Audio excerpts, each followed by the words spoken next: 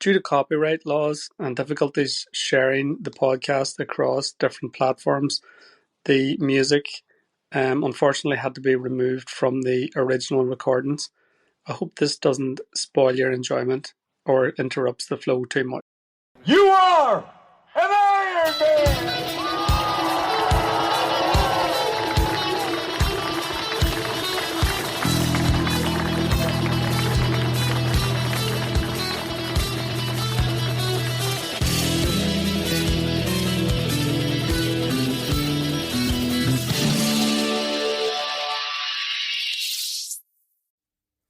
The longest day was fast approaching, but in order to be ready for this epic event, I also needed to navigate the longest car journey and a couple of long nights. The road trip from Omagh in County Tyrone to Youghal Town in County Cork took almost 5 hours to complete, but thankfully went without incident. That said, I suspected that there may be some trouble ahead, as the radio had been advising that Storm Betty was coming to visit Ireland from the southeast, and County Cork would be one of the first counties that would be hit with her full force. I pulled into Youghal GAA grounds on the afternoon of the 18th of August, hoping to pitch a tent and get myself set up before the weather hit. That didn't quite go to plan, however, as the rain was already pelting down in large soaking drops. So what? I was going to get wet. Big deal. Once I get this tent up, I'll be grand, I thought. I erected the tent at high speed and moved in my supplies for the night, and realised almost immediately that the floor of the tent was soaking wet. I really should have researched this camping malarkey a bit better. The cheap piece of shit tent that I bought on eBay wasn't fit for purpose at all. It didn't even come with a ground sheet. Not to be outdone, I used a plastic tarp that I keep in my boot for transporting the bikes when they're dirty or wet. I put it down on the inside of the tent, anchoring it in the corners with my bags and mattress. This'll be nice and cosy, or so I thought. Everything was getting wet. The shitty tent wasn't waterproof at all. Time for plan B, I thought.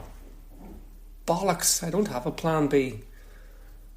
Plan B came to me in the form of the welcoming members of Youghal GAA Club, who had foreseen that camping in heavy rain with a storm brewing off the coast wasn't going to be pleasant. So we were all invited to take refuge in the club sports hall. Friday night was spent lying on a blow-up mattress, wrestling with a sleeping bag and praying that the corrugated tin roof wasn't going to get blown off the building by an angry Storm Betty. Suffice to say, I didn't get much shut-eye. By the morning the storm had passed, but Betty had left her mark. The half Ironman race was postponed and would now be held ahead of the Ironman race on Sunday, due to ongoing safety concerns relating to the sea conditions and the fact that the cycle route was dangerous with fallen branches and debris blown across the whole county. Betty had moved northwards, but the weather in her immediate aftermath remained concerning. Gusting, persisting winds and heavy rain pretty much all day on the Saturday. I spent Saturday chilling out in the GAA club rooms and managed to grab an hour of sleep while the sports hall was quieter after lunch. Saturday's plan was to spend as much time as possible off my feet, so that's what I did.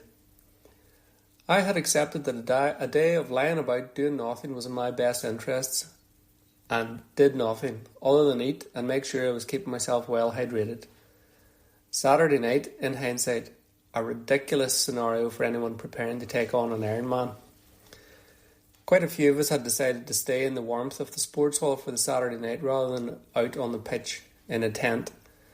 However, a single pane of glass separated the front bar from the sports hall, and we were subjected to the drone of the Corkonian accent telling yarns and having a crack, while us athletes tried to sleep next door. Every time the front bar opened for a punter to take a piss, it banged behind him, lads chatting and laughing outside the sports hall door, kids running up and down the corridor, and eventually after the bar had emptied, the silence was interrupted by one dude who snored like a fucking grizzly. I had told myself that I wouldn't get much sleep the night before the big day, but I was hoping to get more sleep than I did. Either way, I had to make it through the longest day. Sunday the 20th of August had arrived. I remember waking up and thinking, holy shit, I'm 50 years old. Followed by, holy shit, I'm about to do an Ironman. Over the weekend I had befriended a lad called Neil. He wished me happy birthday, and we got a good old chat about the day ahead. I got my gear together and began the long walk to the transition area with my fellow clubmate Jared. We spoke about our journey to this start line and inspired each other with words of wisdom like, the hard work is done and we've done well to get this length, and this is just a long training day. We were confident. We had put in the work. We had made the sacrifices and we were ready to rock. Heading across town, we found ourselves at the top of Windmill Hill, a notoriously steep section on the cycle route. As we descended towards the rising sun and seascape, the road wasn't visible, such was the sheer drop in gradient. I had bother walking down it with the bike, and it was in that moment that I confirmed my race tactic for that brutal 500 metre incline. I'm fucking walking up this, lads. I later would, twice. Transition area was chaotic, largely due to the fact that the half-distance race was now also taking place due to the bad weather the previous day. Thousands of athletes milling around trying to get set up and cramped marquees. But sure, what else could we do? Nothing. We just got on with it. Bikes racked, transition bags hung on hooks, wetsuits on, goggles and caps in hand, and off we headed to the seafront promenade to survey the swimming course. There was a great buzz about the seafront as we made our way to the start line and holding area. Due to the large number of spectators, we didn't see the Atlantic until we entered the promenade, and she was rough. The tide was coming in, so was the current, and so was the wind, all moving in the same direction, directly into the starting gate. We looked to the far right and eyeballed the large red sighting buoys in the distance, thinking, this is going to be a savage swim. Big waves, big swells, and wind were very evident, and we were deliberating whether or not the swim would even go ahead. Time was passing. It was clear that there was a delay in the half-distance swim start. We couldn't hear the announcements or the music due to the wind and the waves, but it soon transpired that the swim course had been shortened. We watched the ribs tow the red sighting buoys and yellow course markers back towards us. We speculated that the swim might even be cancelled, but remained hopeful that we would get a swim of some sort to complete, to at least tick the 3 boxes associated with the 3 elements in triathlon. The last thing any of us wanted to do was to have trained for a triathlon for it only to be reduced to a bike run, and bearing that in mind that this had happened in Cork before, we were worried that this too would be how things would pan out. The boys were eventually anchored off the shore directly in front of us, and we breathed a sigh of relief knowing that we were going to get swimming, as we watched the pro athletes heading out towards the first buoy. As the open waves started, it became very clear that many athletes were struggling to get beyond the breaking waves and swells. Canoes were getting blown in towards the rocks further down the shore from the start line. The swimmers had scattered in all directions, many swimmers giving up fighting against the sea and simply headed downstream towards the marker buoys that would take them to the exit buoy, just over 1 kilometre round the corner to the right. Many swimmers didn't even make it past the crashing waves that were relentlessly battering the starting point as we watched defeated competitors just getting ushered out of the sea. Their race was over before it had even begun. It was horrible to witness, but such were the sea conditions on the day that weaker or anxious swimmers would have to face if they chose to enter the race. Jared and I shared some reassurance that we were going to get a swim, but we needed to discuss tactics. It was clear that this initial swim, against the tide, the current and the wind, was going to be brutal. The plan was fairly simple. Remain relaxed, focus on our swim form, maintain a steady stroke rhythm, keep the arms moving no matter what. I remember saying to Jared, when we get in here, lad, we are going to be thrown around like rag dolls. And when this happens, your inner voice wants to be yelling, yeehaw! You want to be laughing inside, telling yourself this is great crack. We need to pretend that we're kids at the fairground. If we can do that, we'll get through this. And once we get round that first buoy, we'll be rocketed home with the tide and the wind behind us. It'll take us straight into transition 1. This was the plan. There's video footage of me somewhere entering the sea, taken by clubmates who managed to get positioned right at the start line and I am psyched out to the max, roaring and shouting like a man possessed, excited beyond comprehension at getting into this angry ocean that would tragically claim 2 lives in the moments that would follow. I crossed the start line. My Ironman had started. As a young man, I used to love scuba diving, and as such I had a fair bit of knowledge with regards to the sea and the action of the waves, and the rule of twelfths, tidal surges, etc. I had observed the sea in action as the 70.3 athletes battled their way through the surf, and I knew that I had to pick my time to try and get beyond the powerful breakers that were pulverising the shore. I knew there would be a few big waves, and then the sea would lie down a little until the next big surge would come. As I looked towards my sighting point, a wave crashed before me, and I was knee-deep in foam. As the foam receded, I ran with it, torpedoed myself like a dart into the heart of the next wave into deep water. Soon I was descending, and now I was faced with the task of getting past the next 30 yards of surf, but without a running start. The mantra that I had formulated on the promenade was at the forefront of my mind. Stay calm. With the next wave, I duck dived under it, came up the other side and got my arms powering. Wave after wave, dive after dive, bit by bit, breathing, relaxed, in control. I got this. Finally, I was beyond the breakers, and I now was on a roller coaster of rolling waves that lifted me high above sea level, enabling me to easily see my marker buoy. This was great, I thought, as there was zero visibility under the water. Usually in triathlon you can follow a stream of bubbles or follow a pair of kicking feet, but not that day. Storm Betty had churned up the sand from the seabed, and the rain had run all the pollution into the sea with earth and grit and debris. There's the buoy, happy days, I thought as I grabbed another lungful of air. Head down, 4 strokes, head up for air. Where's the buoy? I'm now facing a wall of water, blind, feeling like I was being carried backwards momentarily before being propelled forward again as the sea tossed me around like a piece of seaweed. Not to panic, I remained calm as I could, trusting and knowing that I would rise again at some point and get a visual on the large marker buoy again, but in the meantime I could follow the hundreds of green caps in front of me. Eventually I reached the buoy.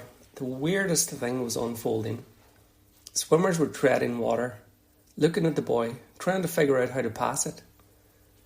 Due to the swell, the buoy was moving around like the end of a hose with water pressure on. It seemed to dart from being right in front of you to being 10 yards away in a second. Clearly a lot of swimmers were unnerved at this action. I felt a bit vulnerable treading the water, and I knew I had my own race to complete, so I continued on with my swim. I ploughed on, aiming wide of the buoy, and accelerated on the crest of another roller to my left. Now I was feeling safer, and I knew that I would be carried into transition 1 by this tide. Once we passed that first buoy, the swim back to shore rounded the peninsula to our left would be relatively easy in comparison to the battle that we had to endure to get it even started. I was now able to get into a comfortable, steady stroke. I could feel the tide and the waves propelling me forward towards the exit point. With each push from the sea, I would leave my leading arm out and just glide.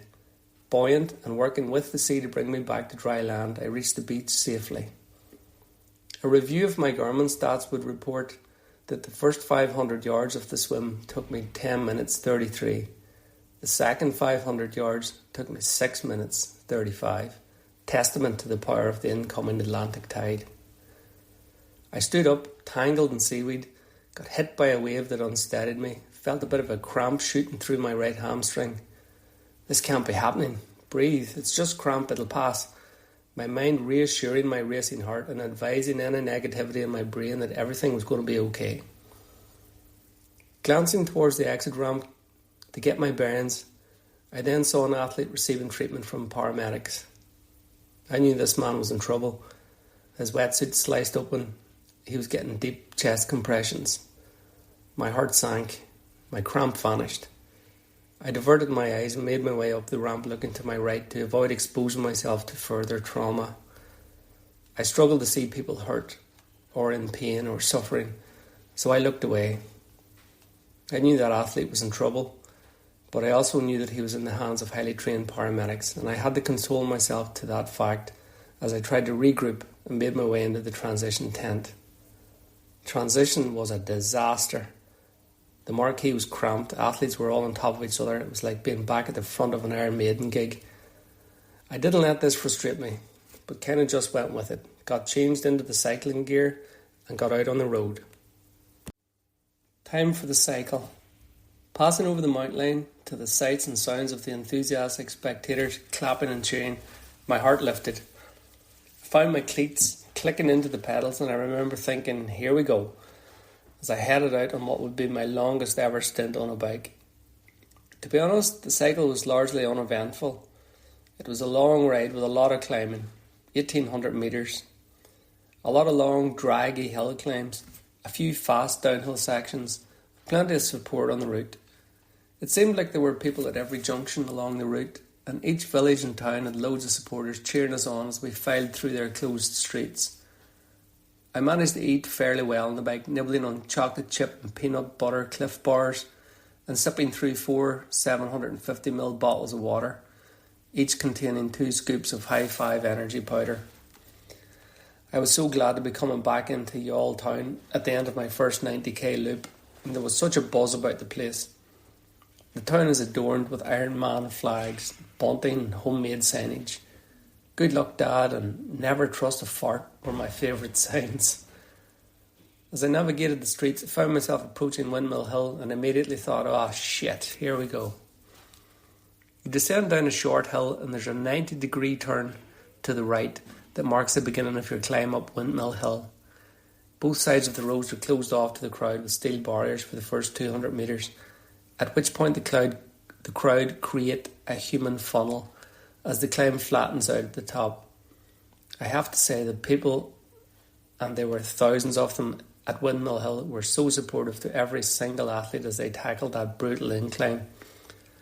I stuck to my game plan and dismounted the bike 10 metres up the hill.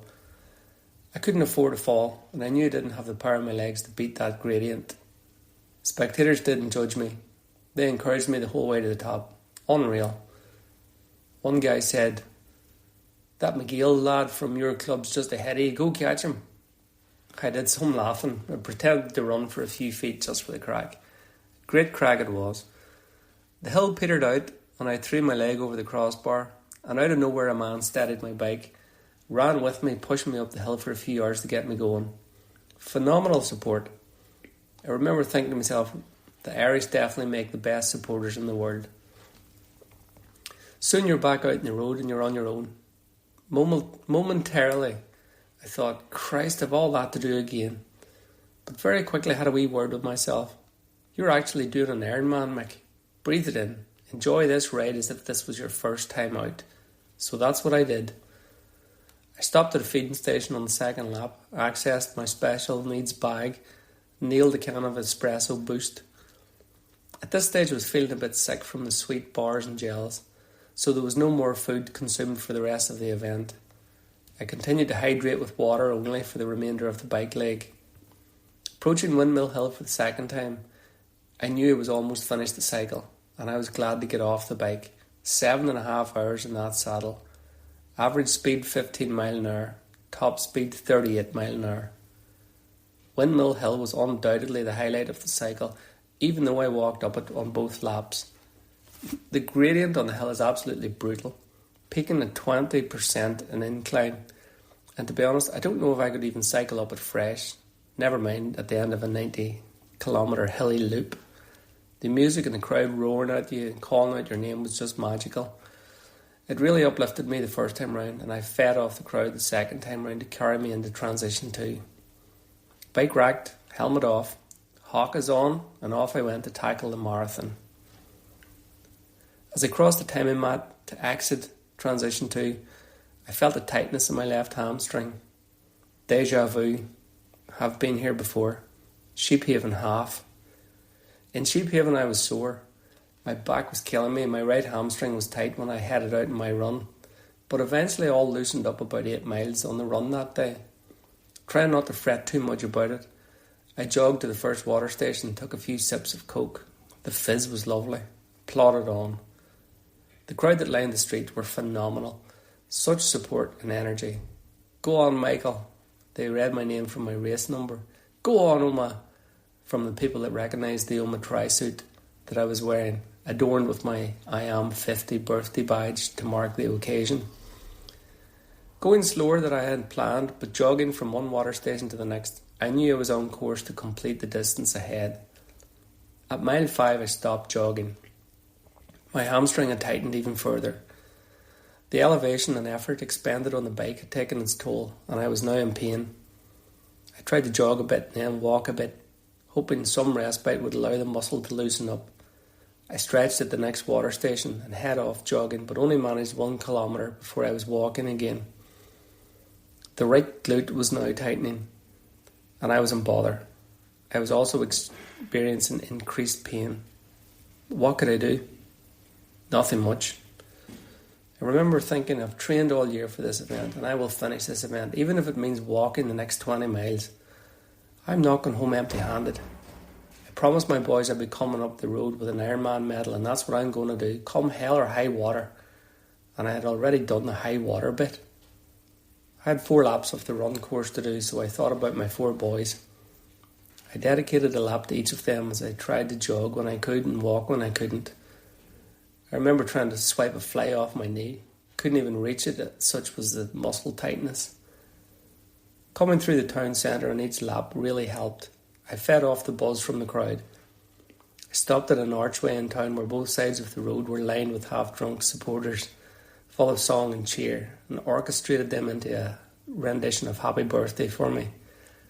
Cheers and shouts at the end of that rendition were priceless. It was a great morale boost. By lap 3, the ladies sipping the wine in the front garden were also on fine tune. I could hear them serenade a female athlete ahead of me, singing Pretty Woman. As I approached, I thought, this'll be a bit of crack, and I asked them if they had a song with my name in it. Of course, once they heard I was Mickey, they tore into an energetic version of Hey Mickey, you're so fine, you blow my mind. Absolutely wonderful. On the last lap, I was thanking people who'd remained outside, egging me on with each lap, and the light had dropped into dusk. I remarked how delightful it was to have such support throughout the whole day. On the last 2 kilometres to the red carpet, my OTC clubmates accompanied me, kept me moving, kept my spirits high. And there it was, the Ironman red carpet. I rallied the crowd up as I approached the iconic bell. First-time triathletes get to ring a suspended bronze bell to signal that they are finished the event for the first time, and the crowd responded to my signal with rapturous applause and shouts of encouragements and congratulations. I made it. I couldn't hear the announcer at the time, but he told the crowd it was my 50th birthday, and they responded even more. I was absolutely buzzing as I crossed the line to the immortal words, Michael Collins, you are an Iron Man. So, what have I learned about myself post-Ironman? Well, physically, I have a lot of areas that I need to work on. You learn a lot about yourself when you spend that much time with yourself, especially out on an Ironman course. Out there, I learned I'm physically strong and I have the necessary biology to withstand the training and get through the event, even when faced with a setback. I now know that I am able to deal with unforeseen circumstances and navigate problems in real time as they arise, thus empowering me to live in the moment and not really to fret on the what-ifs. When my hamstring tightened on the run, I could have folded. That would have been game over, but it was never an option.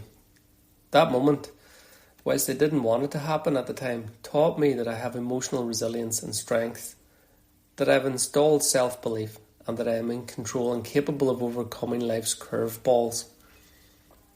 I realise that I need to work on my running stamina, and I really need to incorporate strength and conditioning work into my training for future long events. I also acknowledge that I need to be more consistent with my brick workouts, and that runs off the bike need to be ticked off every week, as well as the volume in both disciplines increasing over time in the run up to race day. I was always afraid of hurting myself or getting an injury, and maybe opted out of long brick runs and speed drills as a result. However, I also think that I was taking an easy way out, maybe opting for the soft option, perhaps again, selling myself short. I won't do this again. I will hit those training days and know that I need to make them count, as they will all add up over time to create the conditions within my body and mind to complete further mammoth efforts. I know that I've been selling myself short for decades. I think we're all guilty of getting stuck in a mindset and playing out a version of ourselves that we've become comfortable with. The truth is that it's very difficult to break out of that mould, because you need to be brutally honest with yourself to do so. You'll have to delve deep into your demons. You'll need to have a true sense of who you are completely and who you want to be. And you have to believe that you can be that better person down the line. I've worked hard on myself and reflected on my past, and I've made peace with it. I've given myself permission to care for myself and be gentle with myself, knowing that I cannot change the past, and without its lessons and feelings, I wouldn't be where I am today. My transformation from Iron Maiden to Iron Man has given me a new lease of life. I now have so much to live for, and a lot of things I want to do. I am fitter than I've ever been in my life. It's absolutely nuts to think at 50 years old I can run rings around 20-year-olds, proving those motivational quotes that age is just a number or you're never too old to start. I reckon I've added years onto my life, and that I'll continue to bank extra years as I carry on in this vein of self-improvement and regular exercise. I have my wife to cherish and my boys to raise. I want to see my children realise their potential and fulfil their dreams. I hope to be able to inspire them towards their own goals and offer them advice and guidance along the way if it's required. I have learned that I am now free, at last, free from myself, free from self-doubt, self-hate, self-pity. I can do anything I put my mind to. I now know this to be true because I'm an Iron Man. I do love a positive quote, and I'm aware that I've already used this one throughout this text, but I haven't come this far just to come this far. I have found a new sense of myself and I like it. Truth is, I like being me now. This is a feeling and sense of my own identity that has evaded me for years. I think it's an Irish thing. Maybe it's a sign of the times I grew up in, or maybe it was just who I was. Either way, I wasn't content within myself, so I decided I needed to address it. Understanding my mindset was key to paving the way to a better mindset. Being honest in my self-appraisal. Understanding the good, the bad and the ugly within my psyche. And accepting my truths enabled me to push forward to achieve my goals. If we don't acknowledge our weaknesses, our failings or our vulnerabilities, I don't think we can make a good enough effort to better ourselves. Because without owning our darkness, how can we protect ourselves from it? Pretending that everything is okay, like us blokes in particular do, surely only means that we do not invest enough effort in protecting ourselves from falling back into our old patterns. It's crucial to know how long we can, or how low we can drop, in order to protect ourselves from dropping to that point again. We need to understand what we are protecting ourselves from. We need to accept that we've been sore on ourselves, and we need to be okay with being kind to ourselves as a result. We need to learn to forgive and free ourselves from the shit in our pasts and give ourselves permission to care for ourselves moving forward. I love and crave and need adrenaline, drama, even pain. But I now also make time for calm, recovery, self-care. I take time out to myself. I treat myself with pride. I reinforce healthy boundaries. I no longer play to the crowd. I have no need to. I no longer seek approval from others. I only need approval from myself. I no longer rely on others to give me a sense of well-being about myself. I do that myself. The legacy of my journey will be told in the lives of my sons. I have changed my ways so that my boys won't slip into my old ways of living. I cannot allow myself to be implicit in my own bloodline's future unhappiness. I understand and truly believe that monkey see, monkey do. So I've chosen to change, to give my lads a more positive role model to follow. The world has changed since I was a boy, that's for sure. And the next generation have much more opportunities and choices than we had. But you can't choose your family. My father demonstrated to me that you're never too young to make a new start, to man up, to take responsibility and provide for your family. My dad went back to college when I was born, just like I did when Michael Jr. came into the world. Monkey see, monkey do. I know my boys will copy me. Even though they cannot see it, or try not to, they will. And they're already picking up on my values, my morals, personality and humour.